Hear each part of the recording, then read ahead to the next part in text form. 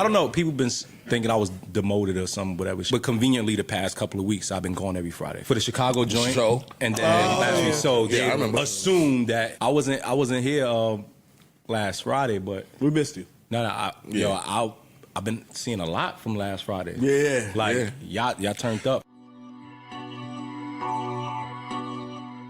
Emanny denies being demoted on the Joe Budden podcast. So for those of you that don't know, Emanny has appeared on shows less and less. It's kind of been a dice or crapshoot on what episodes Emanny will or will not appear on. Well, on a recent episode, he decided to address the haters and underestimators by revealing that all of this has been a tricky coincidence, and it by no means that he was suspended, demoted. But I think this represents even a bigger issue if he hasn't been demoted. Now, Emanny wouldn't just address it on his Patreon episode that he was on. He would also address it on Twitter, and he would seem a little bit upset, a little bit perturbed, and a little bit angry at the narrative that was out there. He said, "I took a pot off top of November to recognize the day my mom passed.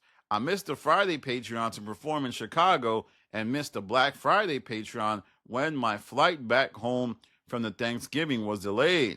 Somehow that has been spun to I was demoted. Demote these nuts." Now, I want to say something. I believe that this is a bunch of cop-outs. Outside of the first one, obviously, for something that crazy, you should try to structure a day in. But the rest of this stuff, I don't get. You could have went to work for the Chicago trip. Like, you could have found a way to structure your day or structure some type of performance around that. I don't know if you get booked in Chicago if you're not on the Joe Budden podcast. So why isn't that the priority? Then there was the Thanksgiving flight delay. All right, maybe I just feel like that was an excuse. And to me, this represents the pitfalls of someone who may not be taking things as serious as he should. I think that when folks kind of use these excuses in show business, it can lead to a short career in show business or one that doesn't live up to potential. Everybody has to work around things in the industry. And I can almost guarantee that folks like Joe, folks like Ian, and even other members of the cast possibly are probably like, yo, what is going on? This is a top show in this field, and you're finding ways not to show up. Only record twice a week. So it would behoove you to find ways to show up more often, because once you start quarterbacking plays where you're on the field less and less, then that means you're missable. And all of these decisions, I believe, have been reflected in the podcast decision to leave him out of certain things. First, there was the intro to the show, which he is not on, and I believe he should be in. Then there was the New York Times article, no mention of Emanny. They mentioned everyone else but Emanny. They even mentioned Melissa Ford, who isn't even on the show anymore. Then they mention or don't mention him in the Rolling Stones article.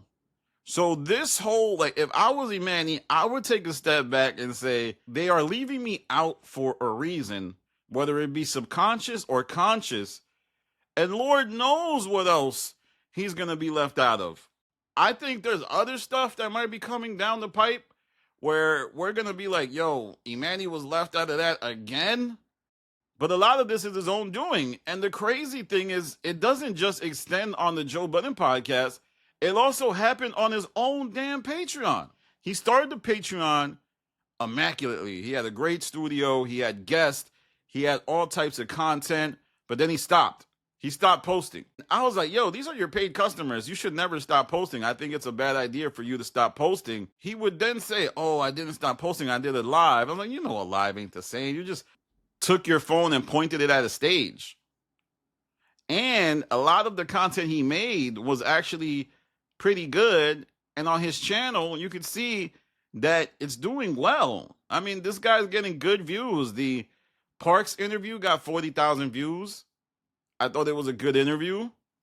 The interview with Honey Tsunami and that Mona Divine, that got 14,000 views. His reaction to the Michael Jackson trailer, that got 14,000 views. And then he did that sit down with Raymond Santana and Mark Lamont Hill. And I think that's going to do real well. It's off to I think it has 5,000 views right now, but I think over time it'll do well just because the optic of Raymond and Mark Lamont Hill together is something that will engineer views. But what I'm trying to say, it's really hard in show business to come up with these type of excuses. Like at your job, when you have vacation time, you can say, yo, I need time off. I think it's time for me to relax because I'm going through a lot. But in show business, it's a bit more trickier. Those type of excuses will make you be perceived as somebody who's looking for a reason not to show up. And I know that may seem cold-hearted, but the truth is it's the cold hard facts of the situation. If on those Patreons, let's say people have a great day, they're like, yo, this is pretty hard, we're having a good time. You have created the template for people to envision a world without you, and that's exactly what's happening in these New York Times articles, in these Rolling Stones articles and whatnot. And so much so that I've started to question, has Emanny engaged in this type of behavior in his career? Like when he was doing songs, when he was doing music, did he not show up to certain things because he felt like he wasn't available or he was under the weather or he was going through something? Because right now, he should be seizing the day. He should be dropping content after content. And like I said before, I think Joe probably looks at this funny, like, oh, you always got some reason not to come to the show. Didn't you want to really be on the show? Weren't you a fan of the show? So don't necessarily address the fans for thinking you got demoted. Address yourself for not structuring days off the way you should. Address yourself for not being proactive in self-care. Address yourself for trying to find ways to miss a show. I think this is really a great time for self-reflection. And by no means am I attacking Emanny. I know a lot of people think we have some type of beef, but I just been observing this, and to me, it's coming off like he's unreliable. Because if I had a show where I recorded twice a week and I didn't show up to one of the days, I would think like, yo, this is going to look crazy. If I miss a day, I've already missed half the days this week. If I miss 2 days, oh my God, I'm basically out for the whole week. Then if I get to 3 days, then I'll damn near almost half the month. Let me know what you think in the comments. Do you feel like Emanny is half-stepping? I know it seems cold-hearted. On TV, on cable, on the radio, how many of these people show up every day regardless of what's going on in their personal lives? They know this is a field that's cutthroat and somebody will slide right in to replace you immediately.